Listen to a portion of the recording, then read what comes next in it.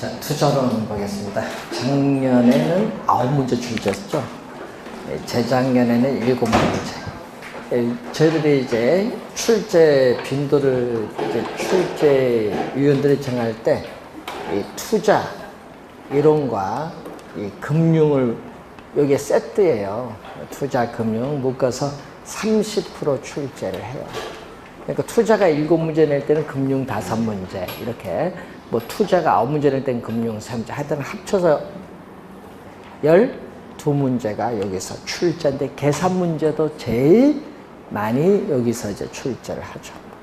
그래서 여러분 30%가 되거든요. 여기. 그래서 이 30%에 반 맞이도 15점이잖아요. 15점. 그래서 이쪽에서 반 이상 맞으면 개로는 80점까지는 가볍게 나와요. 다 틀리면은 이제 60점이 간다 하겠죠. 그러니까 이제 공부하실 때 무엇을 맞출 것인가, 그걸 잘 보면서. 자, 우선 2번 문제로 갑니다. 부동산 투자에서의 재무 레버리지 효과에 대한 내용인데, 자, 이 지렛대 효과죠. 그러니까 지뢰라는 것은 결국은 이 남의 돈, 부채를 지렛대 삼아서 내 수익률을 높이자 이 말입니다. 그래서 지렛대 효과 또는 레버리지 효과죠. 자, 이 지렛대 효과는 부동산을 고가의 상품이니까 부동산을 사는데 일정한 자금은 남의 돈, 타인 자본을 조달할 수밖에 없죠. 타인 자본 또는 차입금을 조달을 해야 돼요. 그러니까 지렛대 효과는 반드시 뭐가 있어야 돼? 타인 자본을 이용을 해야 돼. 막 타인 자본이 없다. 그럼 예를 들어서 뭐를 한다? 전액. 뭘로 출제를 하는 거예요? 전액 자기 자본. 전액 내 돈을 투자하는 거죠. 전액 자기 자본으로 투자를 한다는 것은 타인 자본을 이용하지 않고 전액 자기 자본으로 투자하면 당연히 지렛대 효과는 발생하지 않는 거예요. 지렛대 효과는 발생을 하지 않고, 금융은 뭐죠? 여러분, 금융은 금융기관으로부터 자금을 융통받는 걸 금융인데, 금융이 있어요, 없어요? 전액 자기 자본 투자니까 남의 돈 융자 안 받았으니까 자금을 융통받음으로써 생길 위험도 당연히 없어요. 없다는 걸 늘 염두에 두시면 돼요. 그래서 타인 자본을 이용해 지렛대 효과가 발생하고 전액 자기 자본으로 투자하면 지렛대 효과는 발생하지 않는다라는 것. 우선 비교하면서, 자, 타인 자본을 이용하면요, 부채 비율이 바뀌어요. 자, 부채 비율. 자, 작년에 또 우리 출제된 용어죠. 정답으로 물었습니다. 작년에 이 수식. 여러분, 타인 자본이죠.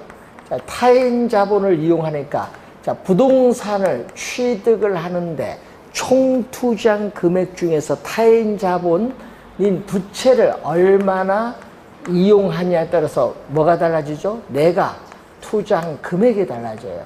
내가 투자한 금액이 달라지는 겁니다. 타인 자본을 얼마 이용하냐에 따라서 내가 투자한 금액이 달라져요. 그럼 내가 투자한 금액이 많으냐 적으냐에 따라서 뭐도 달라져요? 수익률도 달라지죠. 이 부채 비율의 변화를 통해서 또 자기 자본, 여러분 지분은 자기 자본입니다.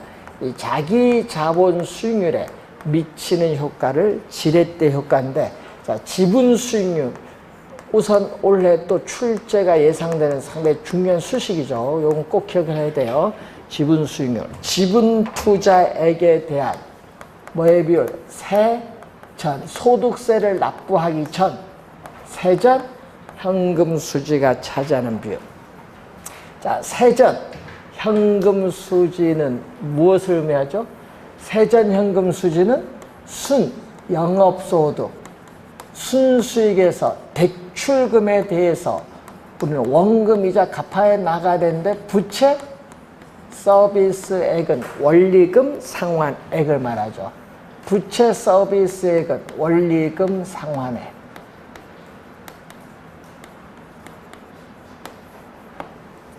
자, 우선은 이 지렛대 효과죠. 자, 1번 보시면은 레버리지 효과란 타인 자본을 이용할 경우에 부채 비율이 증가하느냐 감소하느냐, 증감이 이 자기 자본 수익률, 이 지분 수익률에 미치는 효과를 뭐라고 한다? 지렛대 효과다. 그럼 지렛대 효과는 두 가지로 나눠 볼 수 있는데, 이 수익금 지렛대 효과. 자, 이 수익금 지렛대 효과는 전세금을 안고 주택을 매입을 하는 경우, 즉 요즘 뉴스에서 나오는 뭐 갭 투자라는 용어를 많이 사용하고 있는데, 그게 바로 수익금 지렛대 효과예요. 전세금을 안고 주택을 매입을 하는 경우. 자, 주택 가격이 3억인데 전세금이 2억 5천만 원이다. 그러면은 단순히 얼마만 있으면 돼? 자기는 5천 있으면 그 주택 살 수 있는 거예요. 그래서 전세금을 안고 주택을 매입을 하는 경우를 수익금 지렛대 효과.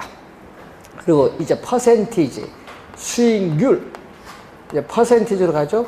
수익률 지렛대 효과는 또 세 가지로 나눠봅니다.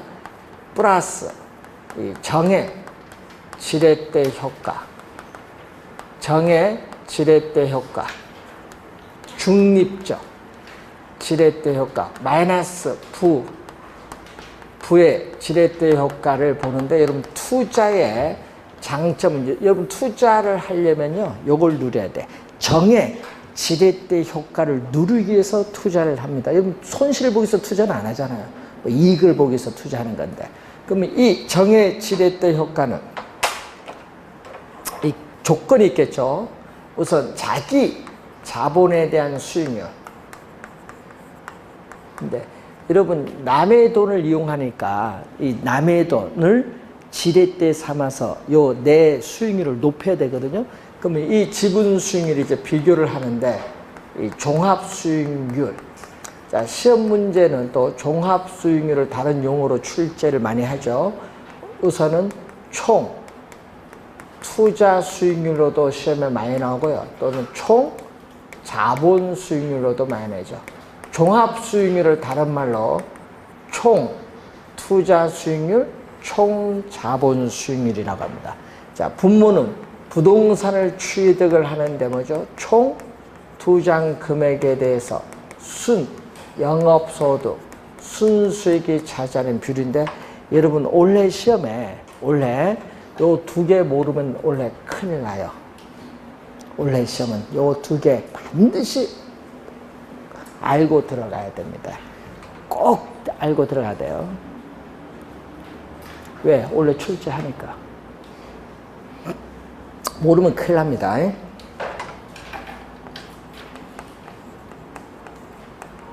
저당 수익률. 자, 여러분 저당 수익률은요, 금융기관 입장에서의 저당 수익률은 대출 금리를 얘기해요. 그럼 금융기관 입장에서 보는 저당 수익률은 뭐죠? 대출 금리인데, 그러면 여러분 돈 빌렸잖아요. 돈 빌렸는데 대출 이자율을 갚고도 내 수익률이 더 높으면 뭐예요? 투자, 융자를 얻어서 투자 잘했다 이 말입니다. 남의 돈을 이용해서 대출금리 갚고도 내 수익률이 더 높았으니까 투자 잘했지. 근데 이게 서로 다 같았다. 예? 대출금리가 어떻게 돼요? 융자를 받아도 요 두 개가 같아서 융자 받기 전과 똑같아요. 이건 중립적. 근데 융자를 받았는데 대출 이자율보다 오히려 융자를 받아서 투자했는데 지분 수익률이 하락을 해서 오히려 대출금리보다 작은 경우죠. 이런 경우는 뭐죠? 투자 잘못한 거지. 부의 지렛대 효과. 그래서 여러분 요걸 누려야 됩니다.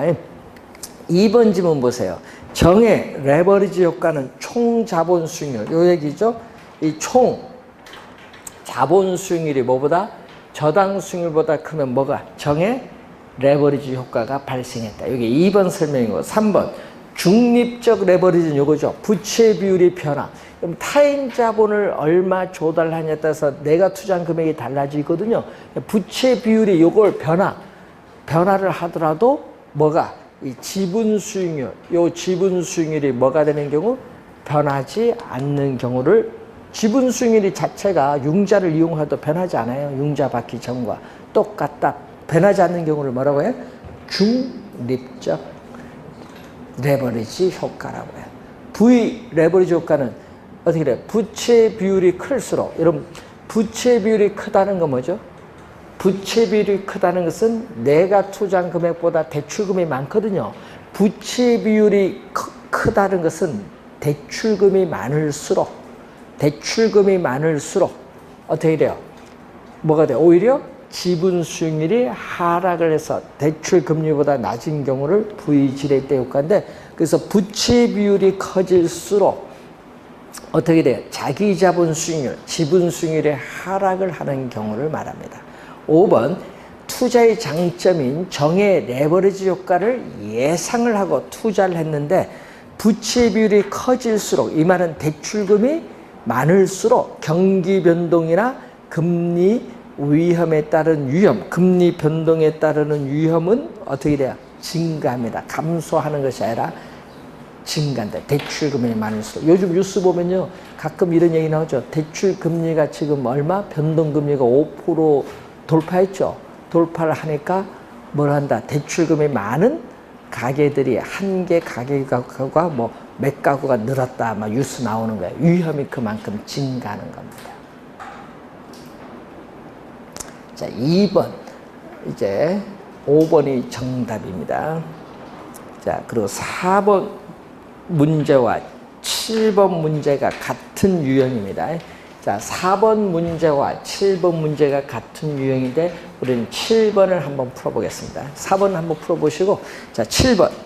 부동산 투자에 따르는 1년간 자기 자본 수익률인데, 자, 표를 봤더니 투자 부동산 가격은 3억인데 내가 투자한 금액은 얼마? 1억.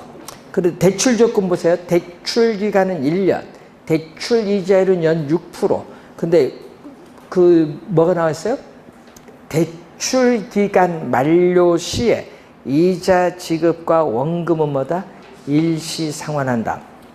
대출 기간 만료 시에 이자 지급과 원금은 뭐 한다? 일시 상환한다. 그걸 뭐라고 해요? 그것을 우리는 원금 만기 일시 상환이라고 해요. 원금 만기 일시 상환. 이 말은 뭐죠? 대출금은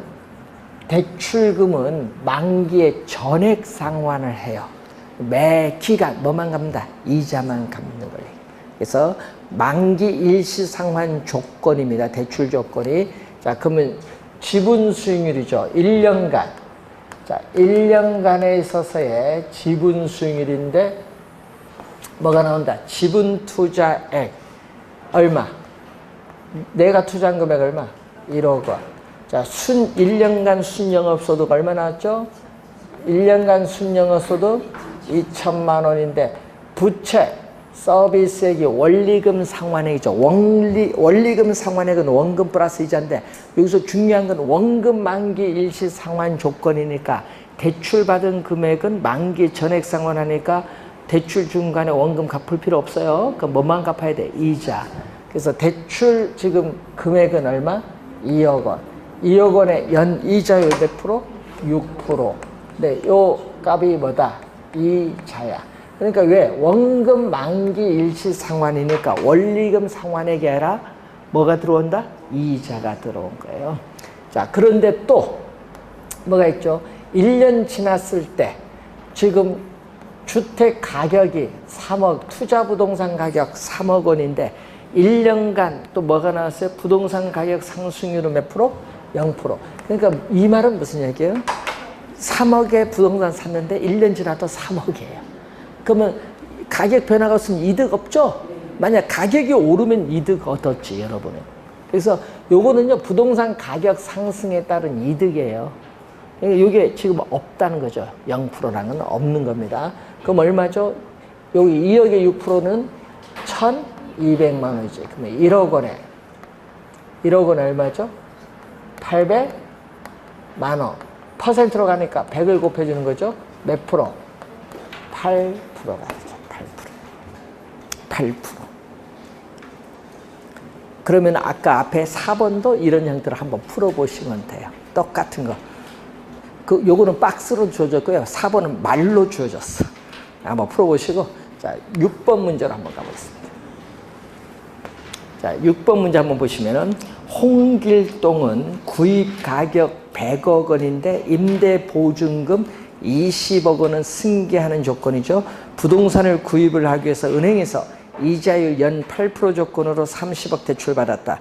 빌딩 경영과 관련한 회계장부를 검토한 결과 해당 연도의 임대료 수입은 20억 원, 영업경비비율은 40%로 예상될 경우 예상되는 홍길동의 자기자본 수익률은 얼마로 봐야 되는가? 자, 자기자본 수익률, 지분, 수익률은, 자, 분모 100억 원에서 구입가격 100원에서 보증금은 뭐예요? 이자가 없는 타인자본이에요. 이런 보증금은 이자가 없는 타인자본 20억 빼겠죠? 보증금은 이자가 없는 타인자본 빼줘야 되고, 또 뭐 융자, 대출금은 이자가 있는 타인자본, 이자가 있는 타인자본 대출금 빼줘야지. 그럼 자기자본 얼마? 자기자본, 지분투자 자기자본은 50억 원이에요. 자, 이때 우리는 순영업소득이 얼마? 순영업소득, 임대료 수입 나왔죠? 임대료 소득 얼마? 20억 원이 나왔네. 자, 임대료 수입에서 뭐를 뺀다? 자, 여러분, 임대료 수입 유효 총소득에서 영업경비를 뺀데 영업경비 몇 프로? 40%잖아요.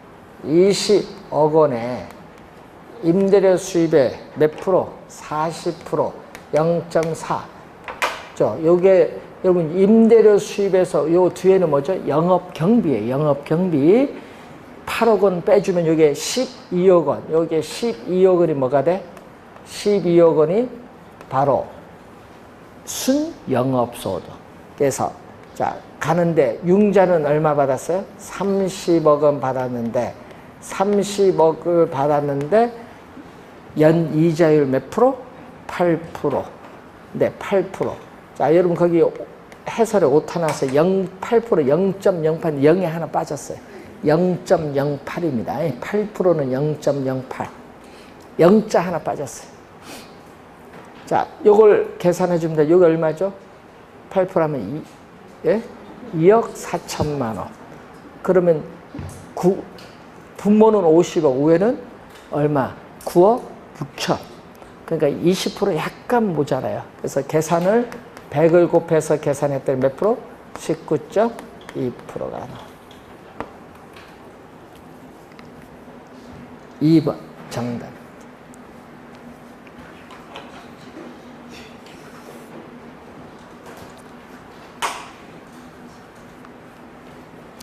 자, 여러분 말로도 출제 많이 하거든요. 말로서도 출제하고요.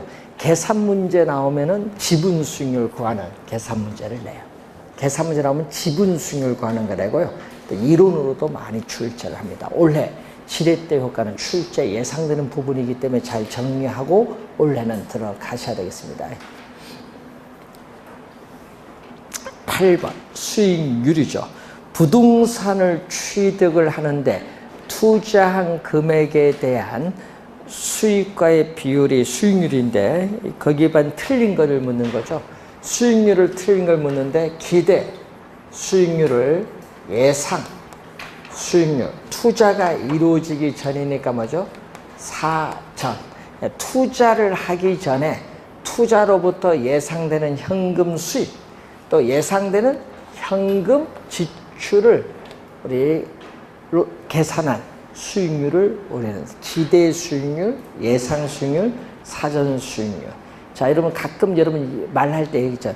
내가 저 상가 건물을 1층을 분양받으면 저거 수익률이 한 5% 나올 것 같다. 그게 기대 수익률이야.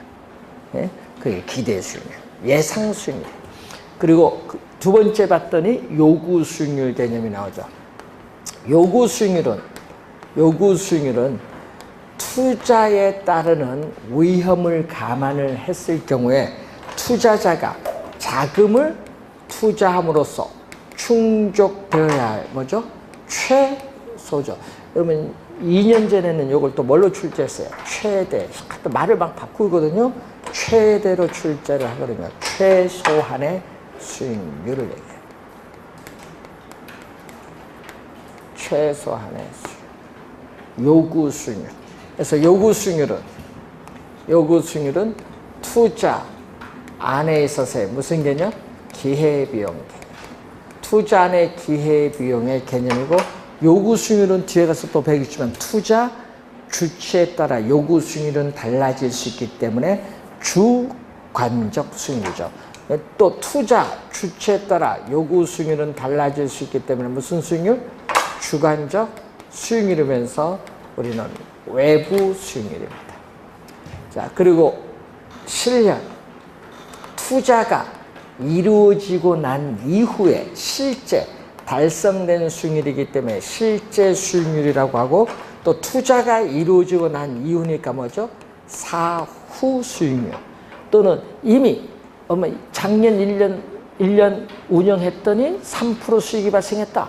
그게 바로 과거에 이미 달성된 수익률. 과거에 이미 달성된 수익률을 우리는 역사적 수익률이라고 해요. 역사적. 실제 투자가 이루어지고 난 이후에 달성된 수익률이다. 그래서 1번, 2번, 3번 다 맞는 지문이고요. 4번은 내부 수익률 개념인데 나중에 우리 배우겠지만은 내부 수익률은 부동산 투자로부터 장래 예상되는 현금 유입에 있어서의 현재 가치와 또 장래 예상되는 현금 유출, 돈 나간 거죠. 이것을 서로 각계 현금 유입의 현가와 현금 유출의 현가를 서로 이렇게 각계 만드는 할인율을 우리 뭐라고 한다? 내부 수익률이고, 내부 수익률이 여기 같을 때 순현가는 0이 되는데, 이 지문은 우리 다음 주에 가서 또 배우는 내용이에요. 그러니까 요것만 기억하면 되죠. 현금 유입의 현재 가치와 현금 유출의 현재 가치를 서로 뭐죠? 같게 만드는 할인율을 내부 수익률.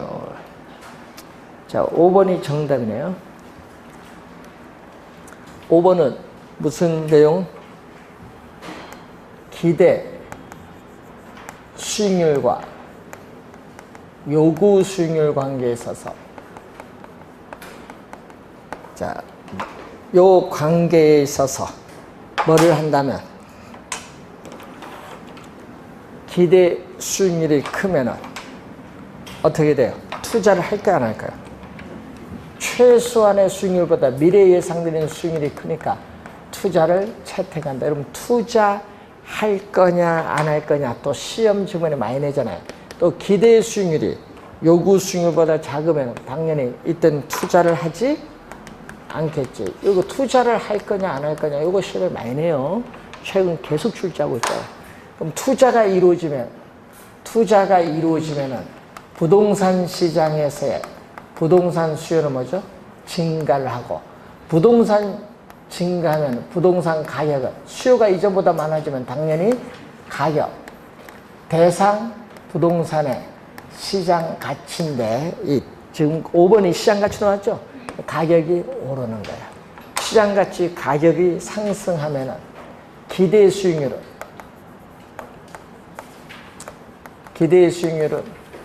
부동산 가격, 시장 가치입니다.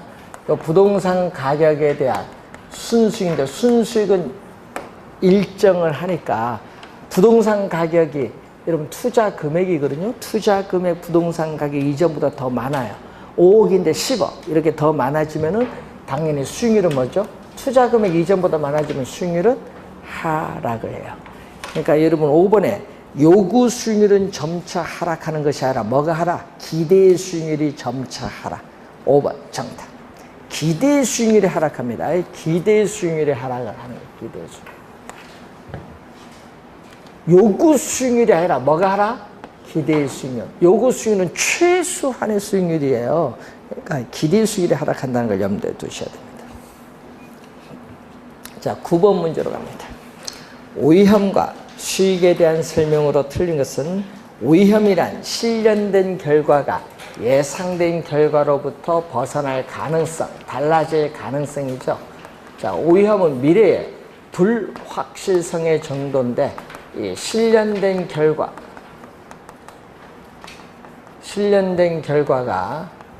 예상한 결과로부터 달라질 가능성, 벗어날 가능성인데 실현된 결과는 실현, 수익률을 말하고 예상한 결과는 기대, 수익률인데 자, 여러분 미래에 예상되는 기대 수익률이 5%인데 실제 투자가 이루어지고 달성된 수익률도 5% 같았다.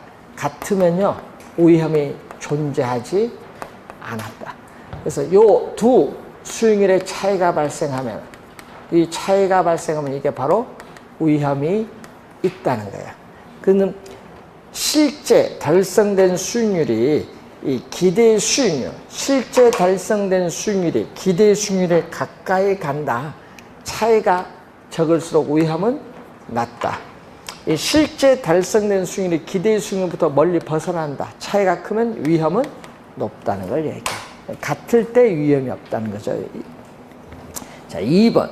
위험 회피적인 행동을 한다는 것은 사람들이 위험을 전혀 감수, 부담하려고 하지 않는다는 것을 의미하는 것은 아니다. 즉 위험을 어느 정도 부담을 하여 투자를 합니다. 세 번째, 위험 회피적이라는 의미는 투자자들이 두 개의 투자 대안의 기대 수익률. 자, 여러분이 위험 회피. 자, 대부분이 투자자는 위험 뭐죠? 회피형이에요. 위험. 대부분의 투자자는. 자, 위험 회피형 투자자를 우리는 합리적 투자자예요. 자, 합리적 투자자인데, 예, 행위. 합리적 투자자의 행위인데, 아파트 상가 두 개의 투자 대안이 있을 때, 이 두 개의 투자 대안의 기대 수익률이 동일하다. 동일할 경우에는 위험이 낮은 거. 그러니까 거기 뭐죠? 위험이 낮은 걸 뭘로? 덜로 표현했죠. 덜 위험한. 시험에 나올 때 덜이냐 더나 잘 봐야 돼요. 지금 이걸로 표현했어요. 여기 아니라. 덜 위험이라는 것은 위험이 낮다는 거예요. 이 지문 주의하겠죠. 덜에 동그라미 치워 두시면 되겠습니다. 덜 위험한. 또 위험이 같을 때는 두 개의 투자 대안에 위험이 같을 때는 기대의 수익률이 높은 투자를 선택을 하는 것을 말하죠. 자, 무위험률은 장래에 기대되는 수익이 확실한 경우의 수익률, 확실에 비추어. 즉 무슨 얘기예요? 예를 들면 국채 수익률이거든요. 위험이 제로, 위험을 전혀 수반하지 않을 경우에 얻을 수 있는 수익률을 무위험률이라고 하죠. 자, 5번 정답인데 투자자가 부담하는 위험이 작으면 작을수록 요구 수익률은 커진다 하니까 틀렸죠. 투자자가 부담하는 위험이 크면 클수록 요구하는 투자자의 수익률도 커집니다. 5번 정답인데 그 5번이 10번의 1번이죠. 또 틀린 건데 부담하는 위험이 클수록 투자자가 요구하는 수익률도 커진다. 이것을 위험 수익에 뭐라고 한다? 상쇄 관계라고 하죠. 자, 위험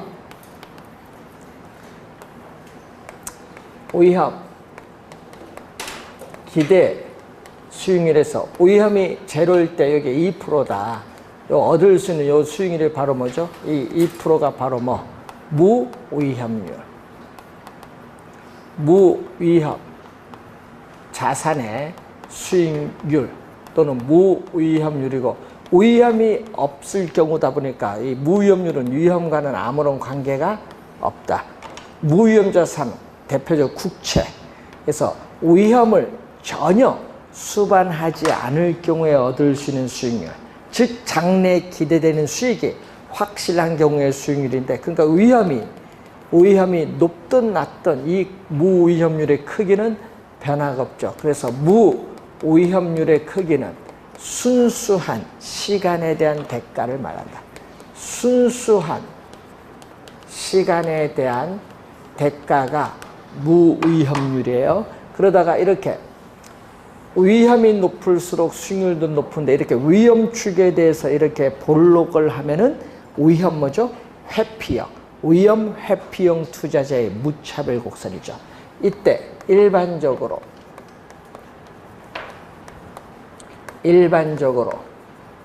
위험과 수익은 무슨 관계 있다? 비례 관계 있다.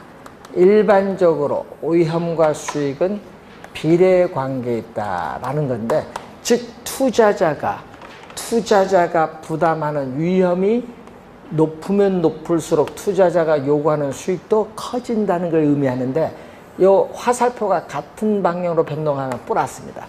이 플러스 관계를 비례 관계인데, 이것을 우리는 뭐라고 하죠? 위험 수익에 뭐라고 표현했죠? 상쇄 관계로 표현했다. 트레이드 오프. 이게 1번 설명. 2번 무위험률의 크기. 여러분 요 2%는 일반 경제 상황에 따라 달라질 수 있는데, 자, 여러분 한국은행이 기준금리를 올리면요 2%가 2.25% 될 수도 있고요, 한국은행이 기준금리를 하락하면 2%가 1.8% 될 수도 있어요. 그러니까 일반 경제 상황이 변함에 따라 무위험률은 고정된 것이 아니라 달라질 수 있다. 맞는지는. 자, 3번 투자자가 위험 회피적이란 말은 위험을 부담하려고 하지 않는다는 것을 의미하지는 않는다. 어느 정도 위험을 감수하면서 투자를 합니다.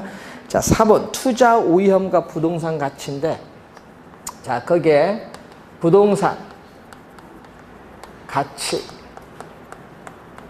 투자 가치는 부동산 소유에서 비롯되는 장래 기대되는 수익을 현재의 가치로 환원한 값인데, 현재의 가치로 환원하는 할인율로서 뭐를 사용한다?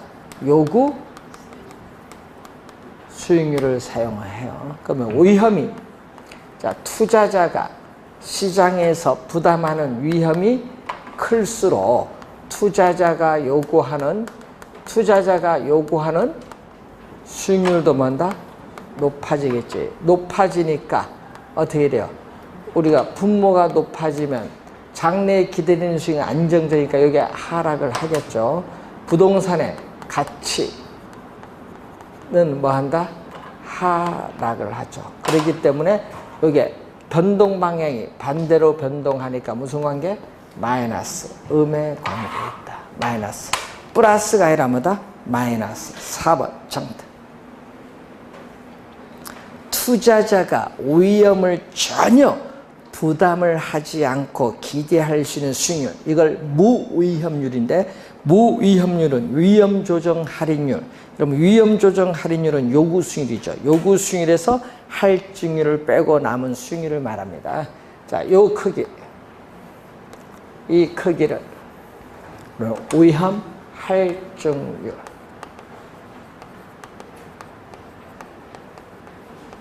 위험 할증률을 얘기해요. 리스크 프리미엄. 자, 이 프리미엄을 할증률을 하는데, 이 시장에서 증대되는 위험에 대한 대가를 말하죠. 그래서 투자의 대가에는 수익이 따르기 마련인데, 그 수익에는 순수한 시간에 대한 대가, 위험에 대한 대가 둘 다 포함되어 있죠.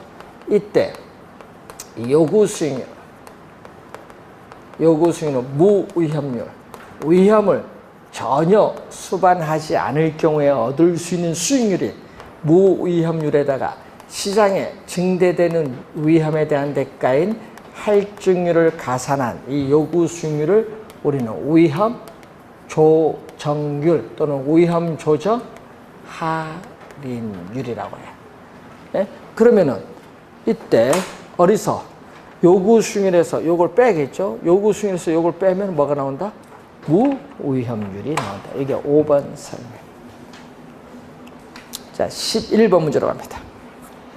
부동산 투자의 위험과 수익에 관한 설명으로 틀린 것은, 자, 요것은, 요 각도가 뭐죠?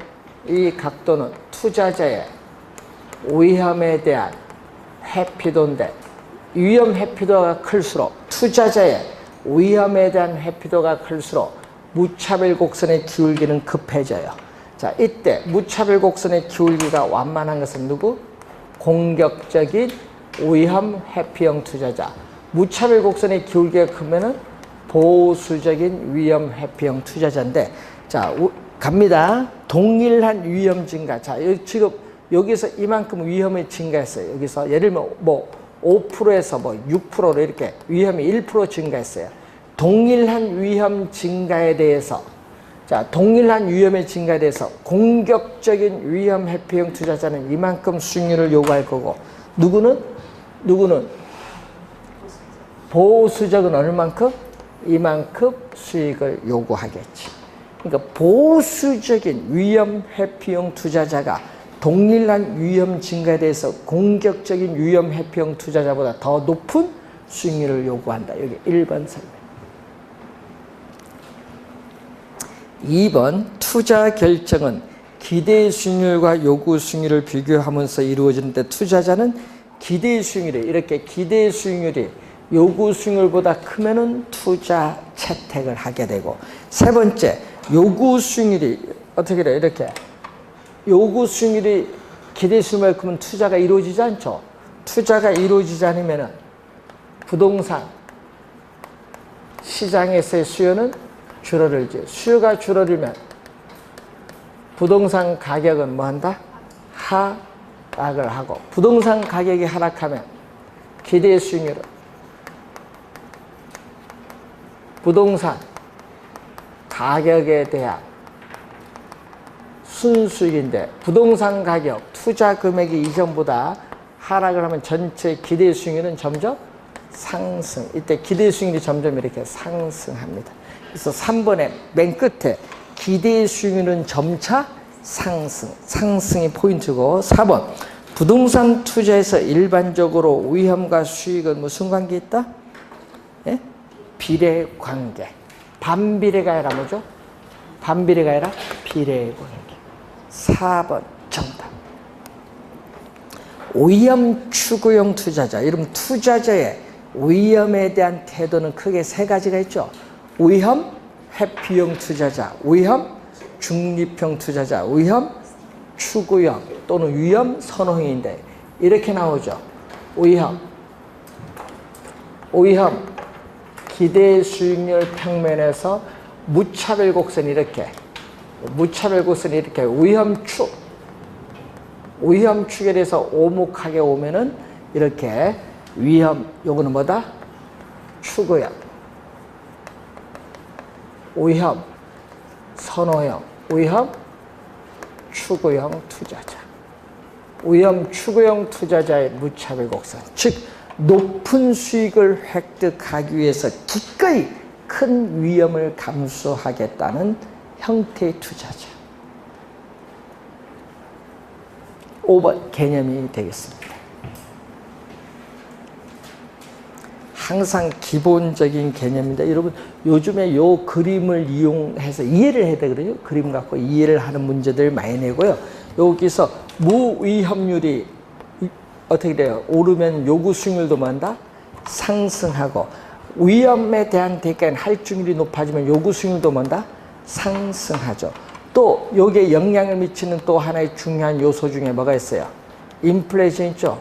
자, 인플레이션이 예상되는 경우에는 예상 인플레이션율만큼 투자자의 요구 수익률도 더 높아지죠. 요구 수익률 더 높아지는 걸 우리는 피셔라는 학자 이름 따서 무슨 효과? 피셔 효과라고 해요. 근데 물가가 인플레이션이 아니라 디플레이션이 나오면 어떻게 돼? 물가가 지속적으로 하락하는 디플레이션이 나오는데, 인플레이션일 때는 돈의 가치가 떨어지니까 투자자는 손해를 안 보겠어 더 해주는데, 디플레이션 하면 여기 뭐 해준다? 빼주죠. 디플레이션율은 빼줘야 되는데, 여러분이 그 관련해서 문제가 하나 있어요. 142페이지에 20번 보시면은 금융기관의 안정된 예금 금리. 여러분, 금융기관의 안정된 예금 금리는 여기 8%고요.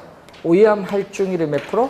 5%. 근데 거기에 또 뭐죠? 예상되는 디플레이션. 요 디플레이션율이 몇 프로다? 3%니까 몇 프로? 10%가 구하고자 하는 답이 되겠죠. 10%. 자, 그리고 또 22번 문제 오른쪽 한번 또 계산 문제 있어요. 매년 2천만 원의 확정 소득이 영구히 기대되는 투자다. 영구히, 영속적이라는 얘기죠. 영구히 밑줄. 자, 시장에서의 국공채 이자율은 몇 프로? 5%. 국공채 이자율은 요거. 무위험률 여기 5%. 위험 할증률 몇 프로? 3%. 또 물가 상승률. 요거 물가 상승률은 예상 인플레이션 몇 프로? 2%. 5, 3이 대주니까 몇 프로? 10%죠. 요구 수익률. 자, 이럴 때 이 토지의 투자 가치는 얼마죠? 자, 투자 가치. 장래에 기대되는 수익은 2천만 원이고 할인율인 요구 수익은 몇 프로? 10%니까 0.2. 분모 분자에 10을 곱해주니까 얼마 나온다? 2억 원. 그래서 여러분이 22번 문제는 2억 원이 됩니다. 그리고 위에 18번 문제 보시면은 다음 보기 중 위험하에서 합리적 투자자의 행위, 합리적 투자자는 위험, 회피형 투자자의 행위는 A, B, 1번 정답이 되겠고, 자, 19번 무차별 곡선이죠. 자, 요거는 위험, 회피형 투자자는 어떻게 위험 축에 대해서 볼록해서 우상향하고, 위험 선호형은 위험 축에 대해서 오목해서 우하향하고, 위험 중립형은 뭐를 한다? 위험, 중립형은 위험이 높든 낮든 관계없죠. 자, 위험, 중립형 투자자는 위험이 높든 낮든 관계없이 뭐만 본다? 기대 수익률만 보면서 투자를 하는 사람이에요. 그래서 이렇게 뭐예요? 수평선. 그래서 2번 정답입니다. 19번은 2번 지문이 정답. 자, 몇 가지 사항을 같은 내용이니까 한번 확인해 봤고요. 자, 여러분 교재의 그 위험의 정가에 관련해서 12번 문제인데 139페이지에 12번 문제는 잠시 쉬고 설명하겠습니다.